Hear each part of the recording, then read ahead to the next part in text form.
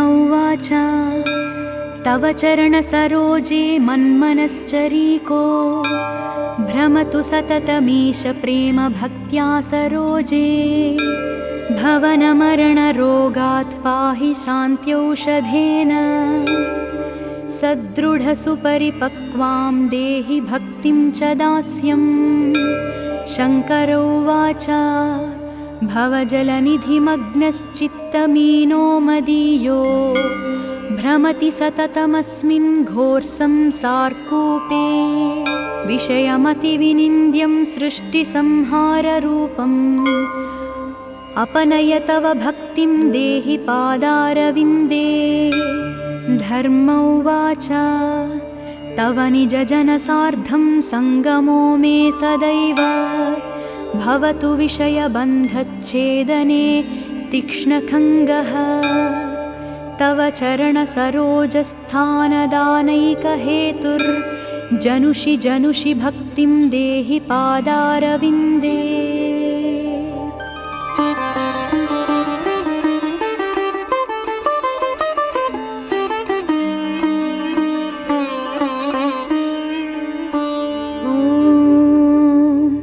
ब्रह्म उवाच तव चरणसरोजे मन्मनश्चरीको भ्रमतु सततमीश प्रेम भक्त्या सरोजे भवनमरणरोगात् पाहि शान्त्यौषधेन सदृढसुपरिपक्वां देहि भक्तिं च दास्यम्। शङ्कर उवाच भवजलनिधिमग्नश्चित्तमीनो मदीयो भ्रमति सततमस्मिन् घोरसंसारकूपे विषयमतिविनिन्द्यं सृष्टिसंहाररूपम् अपनय तव भक्तिं देहि पादारविन्दे। धर्म उवाच तव निजजनसार्धं सङ्गमो मे सदैव भवतु विषयबन्धच्छेदने तीक्ष्णखङ्गः तव चरणसरोजस्थानदानैकहेतुर्जनुषि जनुषि भक्तिं देहि पादारविन्दे।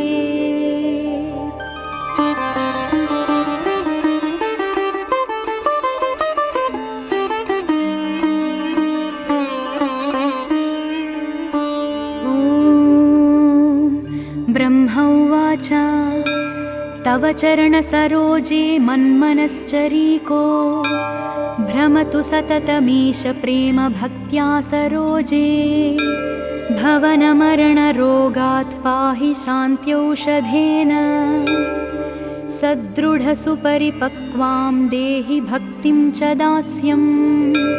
शङ्कर उवाच भवजलनिधिमग्नश्चित्तमीनो मदीयो भ्रमति सततमस्मिन् घोरसंसारकूपे विषयमतिविनिन्द्यं सृष्टिसंहाररूपम् अपनय तव भक्तिं देहि पादारविन्दे। धर्म उवाच तव निजजनसार्धं सङ्गमो मे सदैव भवतु विषयबन्धच्छेदने तीक्ष्णखङ्गः तव चरणसरोजस्थानदानैकहेतुर्जनुषि जनुषि भक्तिं देहि पादारविन्दे।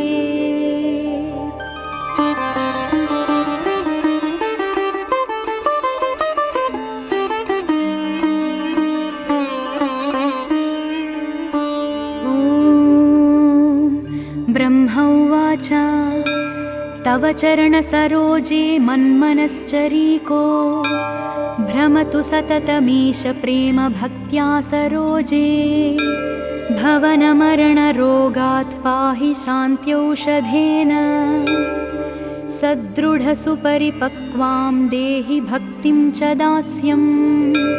शङ्कर उवाच भवजलनिधिमग्नश्चित्तमीनो मदीयो भ्रमति सततमस्मिन् घोरसंसारकूपे विषयमतिविनिन्द्यं सृष्टिसंहाररूपम् अपनय तव भक्तिं देहि पादारविन्दे।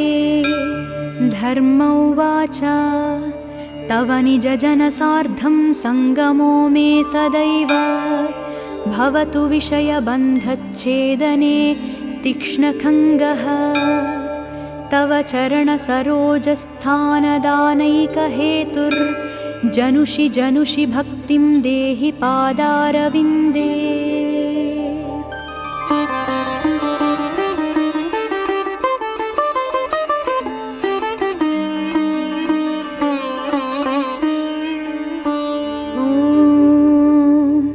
ब्रह्मा उवाच तव चरणसरोजे मन्मनश्चरीको भ्रमतु सततमीश प्रेमभक्त्या सरोजे भवनमरणरोगात् पाहि शान्त्यौषधेन सदृढसुपरिपक्वां देहि भक्तिं च दास्यं शङ्कर उवाच भवजलनिधिमग्नश्चित्तमीनो मदीयो भ्रमति सततमस्मिन् घोरसंसारकूपे विषयमतिविनिन्द्यं सृष्टिसंहाररूपम् अपनय तव भक्तिं देहि पादारविन्दे धर्म उवाच तव निजजनसार्धं सङ्गमो मे सदैव भवतु विषयबन्धच्छेदने तीक्ष्णखङ्गः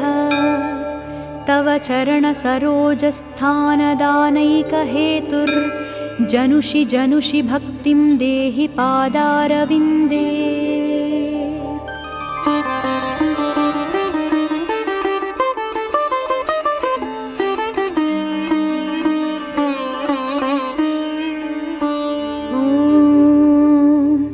ब्रह्मा उवाच तव चरणसरोजे मन्मनश्चरीको भ्रमतु सततमीश प्रेमभक्त्या सरोजे भवनमरणरोगात् पाहि शान्त्यौषधेन सदृढसुपरिपक्वां देहि भक्तिं च दास्यं शङ्कर उवाच भवजलनिधिमग्नश्चित्तमीनो मदीयो भ्रमति सततमस्मिन् घोरसंसारकूपे विषयमतिविनिन्द्यं सृष्टिसंहाररूपम् अपनय तव भक्तिं देहि पादारविन्दे धर्म उवाच तव निजजनसार्धं सङ्गमो मे सदैव भवतु विषयबन्धच्छेदने तीक्ष्णखङ्गः तव चरणसरोजस्थानदानैकहेतुर्जनुषि जनुषि भक्तिं देहि पादारविन्दे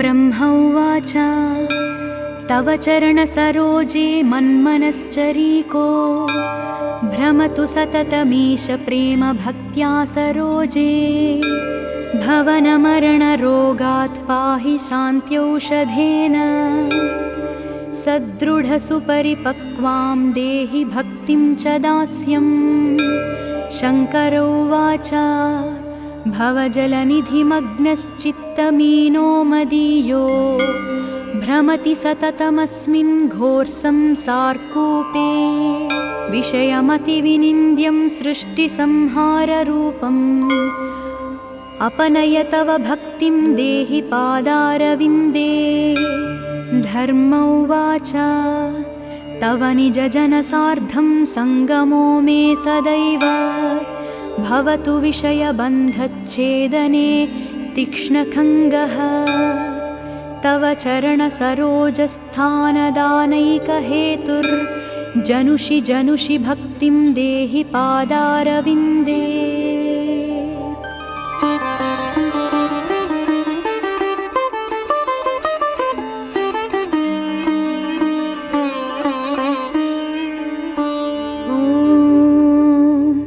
ब्रह्मा उवाच तव चरणसरोजे मन्मनश्चरीको भ्रमतु सततमीश प्रेमभक्त्या सरोजे भवनमरणरोगात् पाहि शान्त्यौषधेन सदृढसुपरिपक्वां देहि भक्तिं च दास्यम्।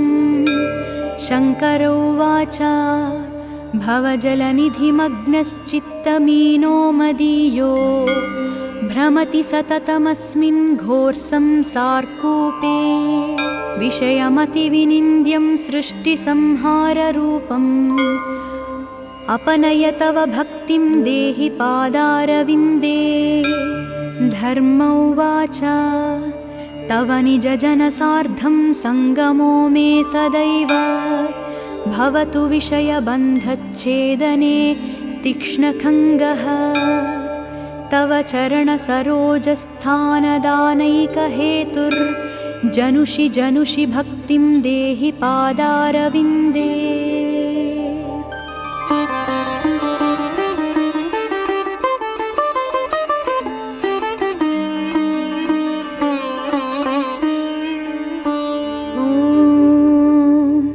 ब्रह्म उवाच तव चरणसरोजे मन्मनश्चरीको भ्रमतु सततमीश प्रेम भक्त्या सरोजे।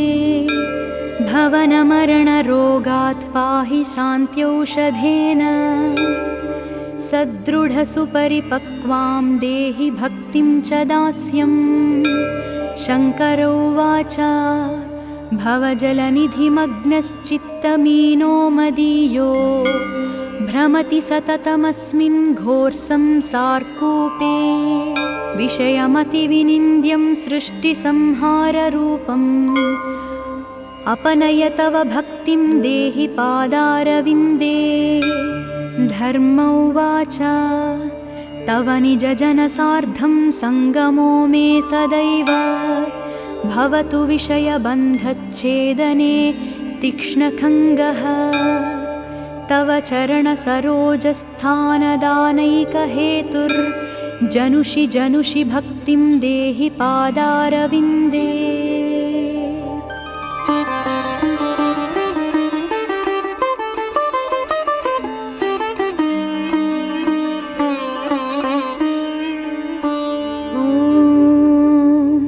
ब्रह्म उवाच तव चरणसरोजे मन्मनश्चरीको भ्रमतु सततमीश प्रेम भक्त्या सरोजे। भवनमरणरोगात् पाहि शान्त्यौषधेन सदृढसुपरिपक्वां देहि भक्तिं च दास्यम्। शङ्कर उवाच भवजलनिधिमग्नश्चित्तमीनो मदीयो भ्रमति सततमस्मिन् घोरसंसारकूपे विषयमतिविनिन्द्यं सृष्टिसंहाररूपम् अपनय तव भक्तिं देहि पादारविन्दे।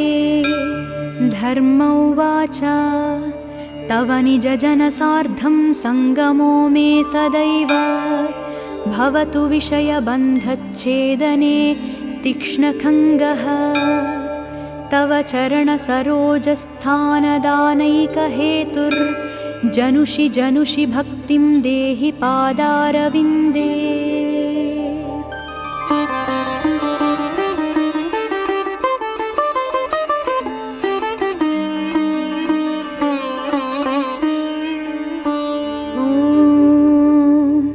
ब्रह्म उवाच तव चरणसरोजे मन्मनश्चरीको भ्रमतु सततमीश प्रेम भक्त्या सरोजे। भवनमरणरोगात् पाहि शान्त्यौषधेन सदृढसुपरिपक्वां देहि भक्तिं च दास्यम्।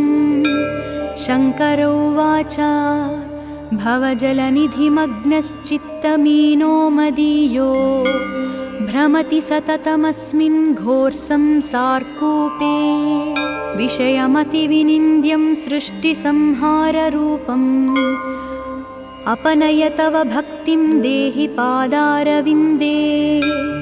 धर्म उवाच तव निजजनसार्धं सङ्गमो मे सदैव भवतु विषयबन्धच्छेदने तीक्ष्णखङ्गः। तव चरणसरोजस्थानदानैकहेतुर्जनुषि जनुषि भक्तिं देहि पादारविन्दे।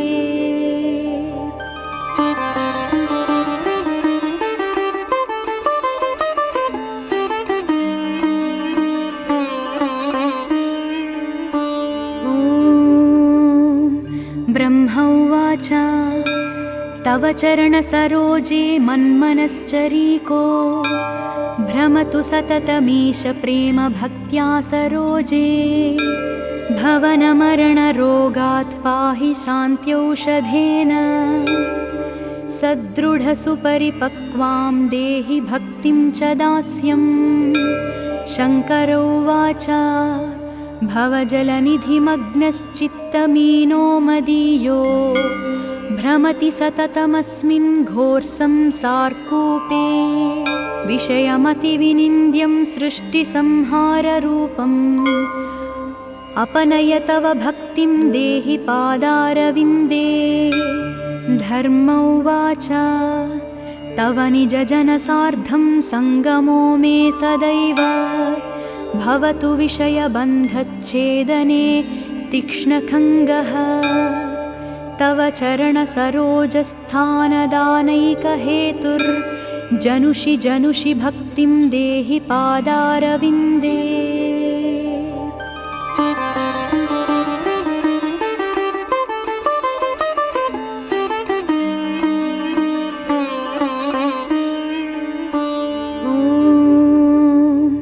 ब्रह्मा उवाच तव चरणसरोजे मन्मनश्चरीको भ्रमतु सततमीश प्रेम भक्त्या सरोजे। भवनमरणरोगात् पाहि शान्त्यौषधेन सदृढसुपरिपक्वां देहि भक्तिं च दास्यम्। शङ्कर उवाच भवजलनिधिमग्नश्चित्तमीनो मदीयो भ्रमति सततमस्मिन् घोरसंसारकूपे। विषयमतिविनिन्द्यं सृष्टिसंहाररूपम् अपनय तव भक्तिं देहि पादारविन्दे। धर्म उवाच तव निजजनसार्धं सङ्गमो मे सदैव भवतु विषयबन्धच्छेदने तीक्ष्णखङ्गः। तव चरणसरोजस्थानदानैकहेतुर्जनुषि जनुषि भक्तिं देहि पादारविन्दे।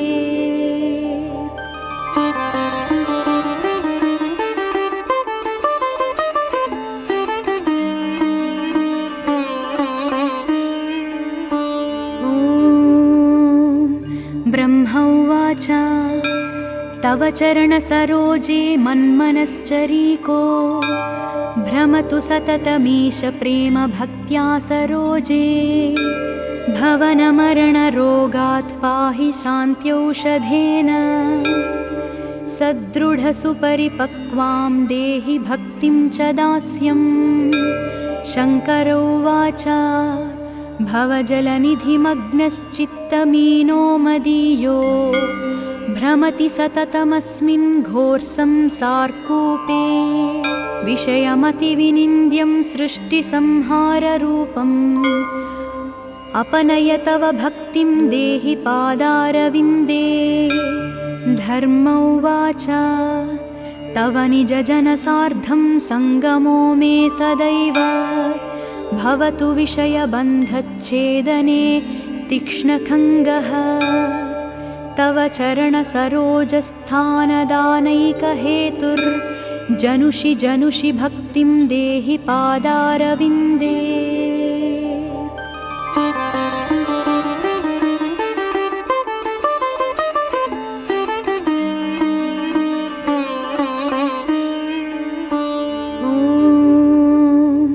ब्रह्मा उवाच तव चरणसरोजे मन्मनश्चरीको भ्रमतु सततमीश प्रेम भक्त्या सरोजे। भवनमरणरोगात् पाहि शान्त्यौषधेन सदृढसुपरिपक्वां देहि भक्तिं च दास्यम्।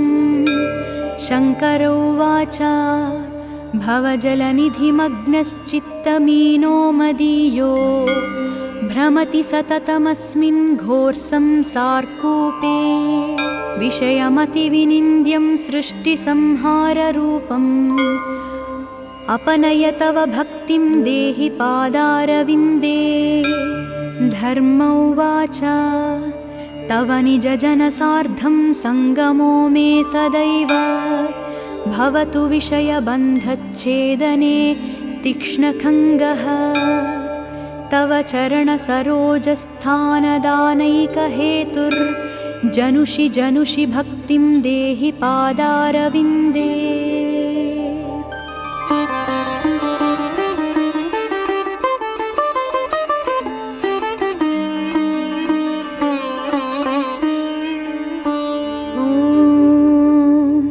ब्रह्म उवाच तव चरणसरोजे मन्मनश्चरीको भ्रमतु सततमीश प्रेम भक्त्या सरोजे। भवनमरणरोगात् पाहि शान्त्यौषधेन सदृढसुपरिपक्वां देहि भक्तिं च दास्यम्। शङ्कर उवाच भवजलनिधिमग्नश्चित्तमीनो मदीयो भ्रमति सततमस्मिन् घोरसंसारकूपे विषयमतिविनिन्द्यं सृष्टिसंहाररूपम् अपनय तव भक्तिं देहि पादारविन्दे। धर्म उवाच तव निजजनसार्धं सङ्गमो मे सदैव भवतु विषयबन्धच्छेदने तीक्ष्णखङ्गः। तव चरणसरोजस्थानदानैकहेतुर्जनुषि जनुषि भक्तिं देहि पादारविन्दे।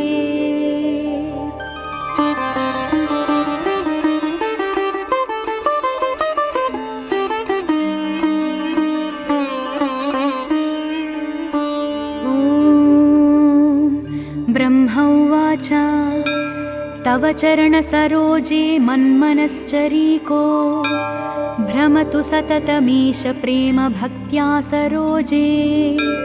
भवनमरणरोगात् पाहि शान्त्यौषधेन सदृढसुपरिपक्वां देहि भक्तिं च दास्यम्।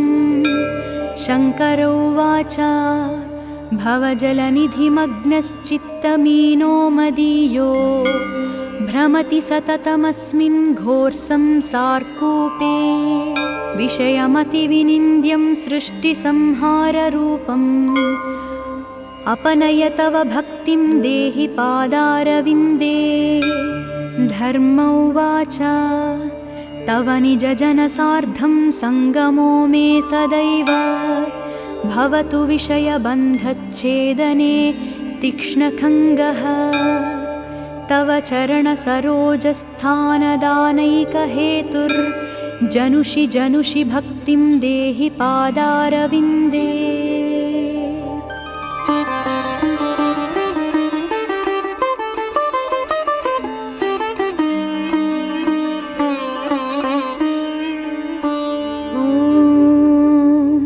ब्रह्म उवाच तव चरणसरोजे मन्मनश्चरीको भ्रमतु सततमीश प्रेम भक्त्या सरोजे। भवनमरणरोगात् पाहि शान्त्यौषधेन सदृढसुपरिपक्वां देहि भक्तिं च दास्यम्। शङ्कर उवाच भवजलनिधिमग्नश्चित्तमीनो मदीयो भ्रमति सततमस्मिन् घोरसंसारकूपे विषयमतिविनिन्द्यं सृष्टिसंहाररूपम् अपनय तव भक्तिं देहि पादारविन्दे। धर्म उवाच तव निजजनसार्धं सङ्गमो मे सदैव भवतु विषयबन्धच्छेदने तीक्ष्णखङ्गः। तव चरणसरोजस्थानदानैकहेतुर्जनुषि जनुषि भक्तिं देहि पादारविन्दे।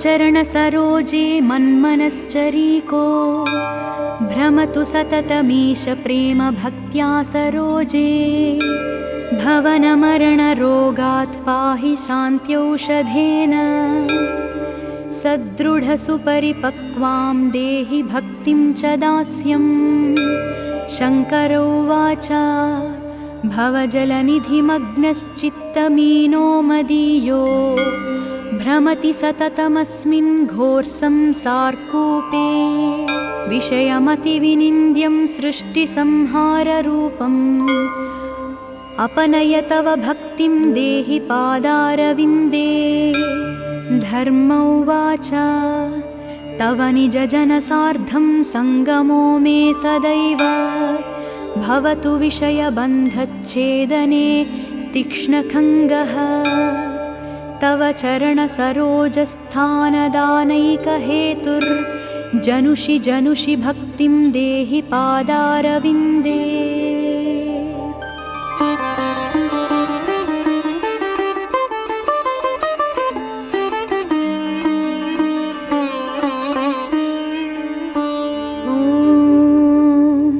ब्रह्म उवाच तव चरणसरोजे मन्मनश्चरीको भ्रमतु सततमीश प्रेम भक्त्या सरोजे भवनमरणरोगात् पाहि शान्त्यौषधेन सदृढसुपरिपक्वां देहि भक्तिं च दास्यम् शङ्कर उवाच भवजलनिधिमग्नश्चित्तमीनो मदीयो भ्रमति सततमस्मिन् घोरसंसारकूपे विषयमतिविनिन्द्यं सृष्टिसंहाररूपम् अपनय तव भक्तिं देहि पादारविन्दे धर्म उवाच तव निजजनसार्धं सङ्गमो मे सदैव भवतु विषयबन्धच्छेदने तीक्ष्णखङ्गः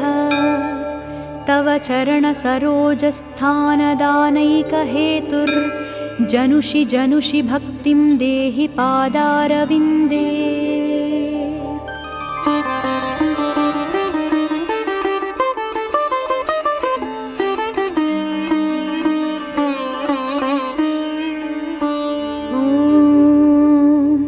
ब्रह्म उवाच तव चरणसरोजे मन्मनश्चरीको भ्रमतु सततमीश प्रेम भक्त्या सरोजे भवनमरणरोगात् पाहि शान्त्यौषधेन सदृढसुपरिपक्वां देहि भक्तिं च दास्यम् शङ्कर उवाच भवजलनिधिमग्नश्चित्तमीनो मदीयो भ्रमति सततमस्मिन् घोरसंसारकूपे विषयमतिविनिन्द्यं सृष्टिसंहाररूपम् अपनय तव भक्तिं देहि पादारविन्दे धर्म उवाच तव निजजनसार्धं सङ्गमो मे सदैव भवतु विषयबन्धच्छेदने तीक्ष्णखङ्गः तव चरणसरोजस्थानदानैकहेतुर्जनुषि जनुषि भक्तिं देहि पादारविन्दे